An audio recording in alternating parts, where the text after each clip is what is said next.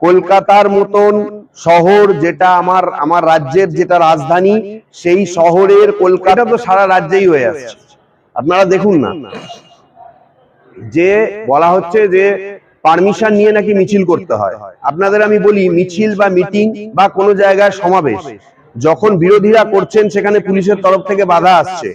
রাজ্য সরকারের মানে যিনি second in command, Abhishek Bandyopadhyay, তিনি রাজভবন ঘেরাও করে 3 দিন বসে থাকলেন। সেইখানে কলকাতার রাজপথ তিনি স্তব্ধ করে দিলেন। সেখানে লক্ষ লোকের জমায়েত করে তিনি মিটিং করলেন। পুলিশের পারমিশন আদৌ ছিল কিনা বা পুলিশকে বলার তারা কোনো প্রয়োজন বোধ করেছেন কিনা, সেইটা আজ পর্যন্ত জানা যায়নি। এই নিয়ে মামলা হয়েছে এবং মামলাতে হাইকোর্ট রিপোর্ট দিতে বলেছে। আমার ধারণা এর কোনো সদুত্তর হাইকোর্টে আসবে না, কারণ অন্যান্য কেসেও এইভাবেই চলে এবং এই কেসেও তাই হবে। সুতরাং এটা তো বোঝাই যাচ্ছে যে পুলিশও শাসক দলের অঙ্গুলি হেলনেই কাজ করে, এবং যেখানে পুলিশ বা প্রশাসনের কাছে মনে হয় বা আরো উচ্চপদস্থ কোনো সরকারি লোকের কাছে মনে হয় যে এরা রাজ্য সরকারের পক্ষে অত্যন্ত ক্ষতিকারক হতে পারে, এরা রাজ্য সরকারের পক্ষে প্রিভেন্টিভ হতে পারে, সেই জন্য রাজ্য সরকার এই ধরনের ডিসিশনগুলো নেন। যেখানে রাজ্য সরকার বিশাল বড় মিছিল বার করলে, কলকাতার মতো মহানগরে রাজভবন ঘিরে মিটিং মিছিল করলে, সেখানে 3 দিন ধরে অবস্থান করলেও সেখানে পুলিশের তরফ থেকে কোনো তাড়া দেওয়া হয় না, কারণ তিনি পুলিশ মন্ত্রীর ভাইপো। কিন্তু অন্য দল, তারা নিয়মানুবর্তী ভাবে নিয়ম নীতি মেনে তারা মিটিং মিছিল করতে চাইলে, পুলিশের কাছে আগাম পারমিশন করিয়ে মিছিল করতে চাইলে, সেই পারমিশন মিছিলের আগের দিন বা মিছিলের 1 ঘন্টা আগে বাতিল করে দেওয়া হয়। তো এইটা তো ইন্টেনশনাল বলেই আমার মনে হয়। এই জিনিস অবশ্যই বন্ধ হওয়া উচিত। কোর্টের যে বিচার পদ্ধতি, সেই বিচার পদ্ধতিটা হচ্ছে লোয়ার কোর্টে যেরকম আপনি ট্রায়ালটা হয়েছে, হাইকোর্টে এসে অ্যাপিল যখন কোনো মামলায় ফাইল হয়, সেই ট্রায়ালের ওপরেই কিন্তু বিচারটা হয়। কাজেই সেখানে যদি কোনো গাফিলতি হয়ে থাকে বা সেখানে যদি কোনো লুপহোলস থেকে থাকে, হাইকোর্টে অবশ্যই সেইটার অ্যাডভান্টেজ। এই মামলাতে হাইকোর্ট কিছু অবজারভেশনের কথা বলেছিল, সেই অবজারভেশন গুলোকে সারা বছর ধরে পালন করার জন্য প্রত্যেকটা মিউনিসিপ্যালিটি, প্রত্যেকটা কর্পোরেশন এবং কলকাতা কর্পোরেশনকে হাইকোর্ট স্পষ্টভাবে নির্দেশ দিয়েছিলেন। কিন্তু আমরা কোনো সেই রকম তার সেই নির্দেশিকার কোনো মানে বহিঃপ্রকাশ আমরা দেখতে পাচ্ছি। আমার কাছে একটা প্রশ্ন মনে হয়েছে যে দেখুন, আগের বছর অব্দি আমরা জানতাম প্লেটলেট, উনি আজকে বলছেন যে অন্য পদ্ধতি রয়েছে। কিন্তু আপনি আপনার কাছে করজোড়ে এটাই নিবেদন করব যে মানুষের উপর এক্সপেরিমেন্ট করে সেই পদ্ধতিটা চালু করবেন না। এটাই আমার আপনার কাছে করজোড়ে নিবেদন। যে পদ্ধতি রয়েছে, আপনি মানুষের জীবন বাঁচান। এই জায়গায় তো গিয়ে সবাই অ্যাডভান্টেজ নিয়ে নেবে। যারা শাসক দল রয়েছে, যারা জিতে আছে, তারা সেই আইনটাই তুলে দিচ্ছেন। কোর্টে বিচার যখন চলছে, বিচার প্রক্রিয়া যখন চলছে, তারা সেই জাজমেন্টটাই তুলে দিচ্ছেন। আমাকে হাইকোর্ট বলছেন যে তুমি বড় কোনো জাজমেন্ট নিয়ে আসো, 5 জাজেস বেঞ্চ বা সুপ্রিম কোর্টের জাজমেন্ট। ব্যাপারটা হচ্ছে, দেখুন, কোর্টকে বুড়ো আঙুল দেখানোর একটা স্বভাব এই রাজ্যে সবারই রয়েছে।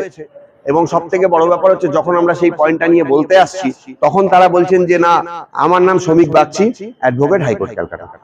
প্রতিনিধিত্ব যারা করছেন তারা একদিকে, আর শুধু ভাঙড় বিধানসভার মানুষের প্রতিনিধিত্ব যিনি করছেন তিনি আর একদিকে। প্রতিটা মুহূর্তে আপনারা আমাদের পথ দেখাচ্ছেন।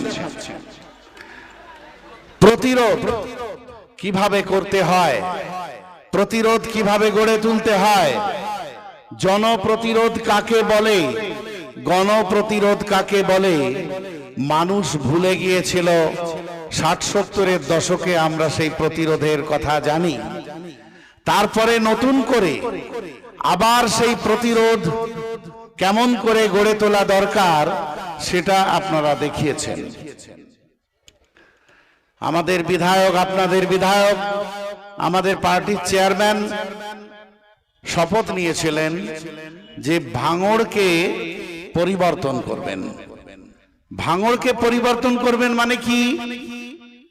ভাঙড়ের যে পরিচয় গোটা পশ্চিম বাংলার কাছে গুটি কতক রাজনীতিবিদ বিগত বছরগুলোতে যে নঙার্থক পরিচয় ভাঙড়কে দিয়ে রেখেছে, আমাদের বিধায়কের প্রথম শপথ হচ্ছে ভাঙড়ের সদর্থক পরিচয় ফিরিয়ে দেওয়া।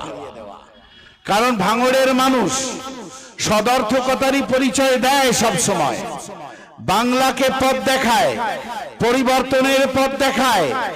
আজকে সেই ভাঙড়ের মানুষের আমরা গত কয়েক দশক ধরেই শুনে আসছি, ভাঙড়ের রাজনীতি মানে বোম, পিস্তল, গুলি, রক্ত, হানাহানি, প্রাণহানি, এ সমস্ত হচ্ছে ভাঙড়ের বৈশিষ্ট্য। আমাদের বিধায়ক শপথ নিয়েছিলেন যে ভাঙড়কে এই জায়গা থেকে, এই নগর্থক পরিচয়ের হাত থেকে ভাঙড়কে সদর্থক পরিচয়ের হাতে নিয়ে যেতে হবে। তার শুরুয়াত উনি করলেন রক্তদান উৎসবের মধ্য দিয়ে। এবং নিশ্চয়ই স্লোগানটা আপনারা দেখেছেন যে ভাঙড়ে রক্তপাতের রাজনীতি আর হবে না, রক্তদানের রাজনীতি হবে। রক্তপাতের রাজনীতির মধ্য দিয়ে, প্রাণহানির মধ্য দিয়ে রক্তদানের রাজনীতি বন্ধ করে রক্তদানের রাজনীতি হবে। আর তখনই আমি এর আগে, সম্ভবত ওটা ভোগালী অঞ্চলই পড়বে, ওই সোনপুর বাজারে একটা রক্তদান শিবির হয়েছিল, সেখানে এসেছিলাম। 2820 জন, সম্ভবত 2720 জন একটা রক্তদান শিবিরে রক্ত দিয়েছেন। এটা গোটা পশ্চিম বাংলায়, গোটা ভারতবর্ষের মানুষ অদ্ভুত ভাবে তাকিয়ে দেখেছে, এটা কি সম্ভব? একটা রক্তদান শিবিরে প্রায় 1003 মানুষ রক্ত দিতে এলেন। আর আমি তো দেখেছিলাম শয়ে শয়ে মানুষ রক্ত দিতে না পেরে ফিরে গিয়েছিল। শাসকের তখনই আতঙ্ক ছড়িয়েছিল শাসকের মধ্যে, যারে আমরা তো রক্ত দেওয়া মানে প্রাণহানির রক্তের কথা বুঝি। ভাঙড়ে একই কারবার শুরু করলো নওশাদ সিদ্দিকী। সুতরাং ভাঙড়কে আবার তার জায়গায় ফিরিয়ে দিতে হবে। তাই আমরা দেখলাম বিগত বিধানসভা নির্বাচনের আগেও হয়েছে, বিগত পঞ্চায়েত নির্বাচনের আগেও হয়েছে, কিন্তু পঞ্চায়েত নির্বাচনে তাদের সেই নোংরামি আরো মারাত্মক আকার ধারণ করলো এবং রক্ত নিয়ে হোলি খেলার যে পুরনো অভ্যাস, সেই পুরনো অভ্যাসটা তারা আবার ঝালিয়ে নিল। নানা রকম ভাবে সন্ত্রাস, বিভীষিকা, বলে তোরা রক্তদান করে প্রাণহানির ভাঙড়কে রক্তদানের ভাঙড়ে পরিণত করবি, তা হতে দেব না। কিন্তু আমরা দেখেছি মানুষ দাঁতে দাঁত চেপে, ভাঙড়ের মানুষকে শিক্ষা দিয়েছে। এত সন্ত্রাস, এত অত্যাচার